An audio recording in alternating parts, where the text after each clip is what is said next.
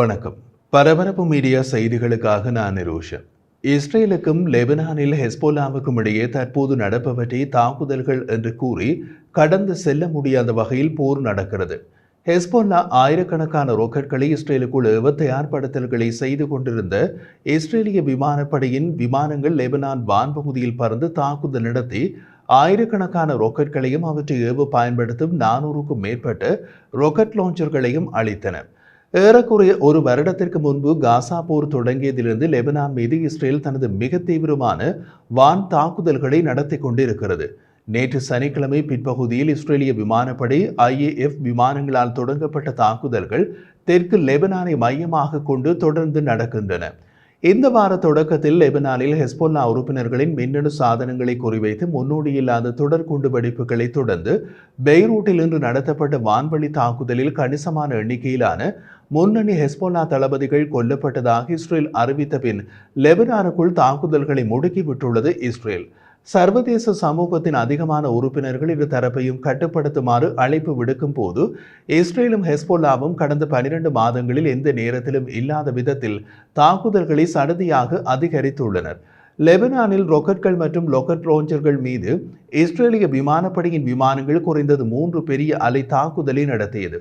ஒவ்வொரு தாக்குதலிலும் இஸ்ரேலிய விமானப்படையின் F-15 மற்றும் F-35 விமானங்களின் கலவையில் 4 முதல் 5 விமானங்கள் ஒரே நேரத்தில் தாக்குதல் நடத்தின. IDF-இன் கூற்றுப்படி இந்த தாக்குதல்கள் ஹெஸ்போல்லாவின் திறனையும் இஸ்ரேலை தாக்கும் முயற்சிகளையும் பெரிதும் பாதிக்கின்றன. நேற்று சனிக்கிழமை 1 மணி நேரத்தில் இஸ்ரேலிய விமானங்கள் மொத்தம் 115 விமான தாக்குதல்களை நடத்தியதாக லெபனானின் அரசு செய்தி நிறுவனம் NNA தெரிவித்துள்ளது. இந்த தாக்குதல்கள் மதியம் 1:30 மணியிலிருந்து 2:30 மணிக்கிடையே உள்ளூர் நேரத்தில் நடந்ததாக கூறப்பட்டுள்ளது. NNA வெளியிட்ட தகவலின்படி இஸ்ரேலிய விமானப்படையின் விமானங்கள் நபாதிக், இக்லிம் அல் துபா மற்றும் மேற்கு பெகா ஆகிய பகுதிகளில் தொடர்ச்சியான விமான தாக்குதல்களை நடத்தின. இன்று அதிகாலையிலிருந்து தெற்கு லெபனானில் சுமார் 180 இலக்குகள் தாக்கப்பட்டதாக இஸ்ரேலிய பாதுகாப்பு படை IDF முன்னதாக தெரிவித்தது. IDF-இன் கூற்றுப்படி அதே காலப்பகுதியில் ஏறத்தாழ 90 ஏவுகணைகள் லெபனானில் இருந்து இஸ்ரேல் மீது ஏவப்பட்டன. லெபனானுக்குள் நடத்தப்பட்ட விமான தாக்குதல்களை தொடர்ந்து ஹெஸ்போல்லா அதற்கு பதிலடி கொடுக்க முயற்சிக்கலாம் என்ற அடிப்படையில் இஸ்ரேலில் ஹைஃபா மற்றும் நாட்டின் வடக்கு பகுதிக்கு IDF புதிய வீட்டு முன் கட்டளை தளம், அதாவது HFC எனப்படும் கான்ஃபரன்ஸ் கமாண்ட் புதிய கட்டுப்பாடுகளை வெளியிட்டுள்ளது. அடுத்த 24 மணி நேரத்தில் லெபனானை தளமாக கொண்ட ஹெஸ்போல்லா மிகப்பெரிய தாக்குதலை நடத்தலாம் என்று HFC மதிப்பிட்டுள்ளது. மாற்றங்கள் கீழ் மத்திய மற்றும் மேல் கலிலி, கைஃபா விரிகுடா மற்றும் தெற்கு கோலன் பீடபூமிகளில் உள்ள சில நகரங்களை பாதிக்கின்றன.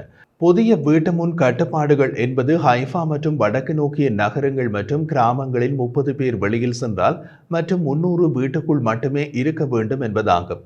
ராக்கெட் தாக்குதல்கள் நடந்தால் பாதுகாக்கப்பட்ட இடம் இருக்கும் வரை வேலைக்கு செல்ல அனுமதிக்கப்படும் என்றும் கூறியுள்ளனர். பாதுகாக்கப்பட்ட இடங்கள் இருக்கும் வரை பள்ளிகள் தொடர்ந்து செயற்படும் என்று HFC தெரிவித்துள்ளது. இந்த நேரத்தில் ஹைஃபாவின் தெற்கே எந்த மாற்றமும் இல்லை.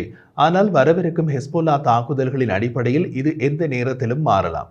HFC சமீபத்தில் ஒரு விழிப்பூட்டல் ஒளிபரப்பு அமைப்பை டிவியில் மேம்படுத்தி பொதுமக்களுக்கு விரைவான அணுகக்கூடிய மற்றும் தெளிவான எச்சரிக்கைகள் மற்றும் அத்தியாவசிய தகவல்களை வழங்கியது. IDF-இன் தலைமை செய்தி தொடர்பாளர் டானியல் ஹஹாரி வடக்கு லெபனானின் முழு படையெடுப்பை உடனடியாக மறுத்துவிட்டார். ஆனால் தாக்குதல்கள் மிக அதிகரித்துள்ளதாக கூறினார். HFC கடந்த மாதம் வடக்கு இஸ்ரேலின் பல பகுதிகளிலும் டெல் அவீவிலும் மட்டுமே கட்டுப்பாடுகளை நீக்கியது. இஸ்ரேலிய பாதுகாப்பு படை IDF தெற்கு ஹைஃபாவில் இருந்து அதன் வான்வழியை மூடியது. சற்று முன் வெளியான தகவலில் இஸ்ரேலிய விமானப்படை லெபனான் இஸ்ரேலிய எல்லையிலிருந்து 30 கிலோமீட்டர் தொலைவில் உள்ள லிட்டானி நதி பகுதியில் உள்ள ஹெஸ்போல்லா தளங்களை தாக்கியதாக சேனல் 12 தெரிவித்துள்ளது. லெபனான் ஊடகங்களின்படி இஸ்ரேலிய தாக்குதல்கள் தெற்கு லெபனானில் உள்ள ஸ்ராரி, அபு அல் அஸ்வத் மற்றும் மேல் அஸ் ஜபல் ஆகியவற்றின் புறநகர் பகுதிகளை குறிவைத்தன. கூடுதலாக IDF ஹரேராவிலிருந்து ஆக்கிரமிக்கப்பட்ட பாலஸ்தீனத்தின் வடக்கு பகுதிகளுக்கு வான்வழியை மூடியது. இஸ்ரேலிய வான்வழி மூடுவது ஹெஸ்போல்லா ஏவக்கூடிய ஆளற்ற விமானங்களின் திரள்களை எதிர்கொள்ள F-35 போர் விமானங்களை அனுமதிப்பதை நோக்கமாக வைத்திருக்கலாம். மேல் கலிலியாவில் பல்வேறு பகுதிகளில் ஏராளமான ராக்கெட்கள் வீழ்ந்து தீ விபத்து ஏற்பட்டதாக இஸ்ரேலிய போலீசார் தெரிவித்தனர். சேனல் 14 படி ராக்கெட்களில் ஒன்று சஃபேட்டின் பெரியார் பகுதியில் உள்ள கட்டடத்தை நேரடியாக தாக்கியது. இன்று காலை IDF செய்தி தொடர்பாளர் பிரிவு வெளியிட்ட காணொலி மூலம் இஸ்ரேலிய விமானப்படை தளபதி மேஜர் ஜெனரல் டோமர் பால் இஸ்ரேல் மிகுந்த எச்சரிக்கையுடன் உள்ளது என்று தெரிவித்தார். படைகள் மிகுந்த உயர்ந்த அளவில் தயார் நிலையில் இருப்பதாகவும் அவர் கூறினார். அடுத்த 24 மணி நேரத்துக்குள் தாக்குதல் நடக்கலாம் என்று பாதுகாப்பு வட்டாரங்கள் மதிப்பிட்டுள்ளன. நாங்கள் பதட்டமான 24 மணி நேரத்திற்குள் நுழைகிறோம் என்று அவர் எச்சரித்துள்ளார். வரவிருக்கும் நாட்கள் ஹெஸ்பொல்லாவுடனான போரின் பாதையை கணிசமாக வடிவமைக்கும் மற்றும் ஒரு முழுமையான போருக்கு அதன் சாத்தியமான விரிவாக்கத்தை தீர்மானிக்கும் என்று எதிர்பார்க்கப்படுகிறது.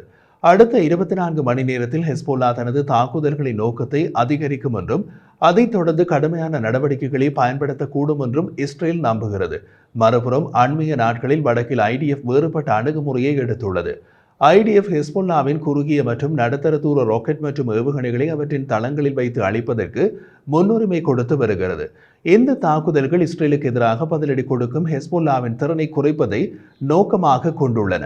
ஆனால் ஹெஸ்பொல்லா இயக்கத்தின் ஒட்டுமொத்த செயல்பாட்டு திறனை இவற்றால் எந்த அளவுக்கு குறைக்க முடியும் என்பதை அடுத்து வரும் 24 மணி நேரத்தில் காட்ட முடியலாம். 2006ஆம் ஆண்டு 2ஆம் லெபனான் போருக்கு பின்னர் இஸ்ரேல் ஹெஸ்பொல்லாவுக்கு எதிராக ஒரு ஈர்க்கக்கூடிய புலனாய்வு திறனை உருவாக்கியுள்ளது. இந்த திறன்களில் பில்லியன் கணக்கான ஷெக்கல் பணம் முதலீடு செய்யப்பட்டு இஸ்ரேல் இப்போது பலன்களை அறுவடை செய்து வருகிறது. ஹெஸ்பொல்லாவினால் முன்வைக்கப்பட்ட குறிப்பிடத்தக்க அச்சுறுத்தல் காரணமாக காசாவின் முன்னேற்றத்தை விட வடக்கு முன்னணியில் ஹெஸ்பொல்லா மீதான தாக்குதல்களுக்கு IDF-ஆல் சமீபத்தில் முன்னுரிமை அளிக்கப்பட்டது. காசா பகுதியிலிருந்து இஸ்ரேலிய ராணுவத்தின் மேலதிக படைப்பிரிவுகளையும் லெபனான் எல்லைக்கு நகர்த்தும் யோசனைகளை இஸ்ரேலிய ராணுவம் பரிசீலிப்பதாக கூறப்பட்டுள்ளது.